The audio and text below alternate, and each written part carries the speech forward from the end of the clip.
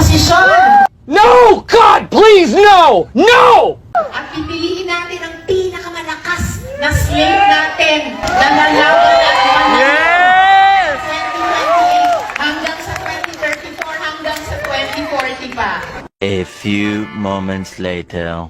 Malaman at mahimay ang mga ito sa pamamagitan ng isang transparent na impeachment trial. Dapat harapin na ng Senado ang lahat ng ito sa lalong madaling panahon. Sige nga, Senador Ontiveros, sagutin mo nga, ma'am. Bakit nananahimik ka? Magaling ka lang magpuna-puna, tanungin ko. Nasaan na yung 1,760 million na pinamudmud ninyo sa mga sarili ninyo bilang opisyal ng PhilHealth noong 2015? Nasaan na? Ipinapasoli na sa inyo ng COA, subalit hindi pa ninyo sinusoli. Bakit, ma'am? Quits na lang ba? Dahil senador ka na. Swerte na yun tayo. No.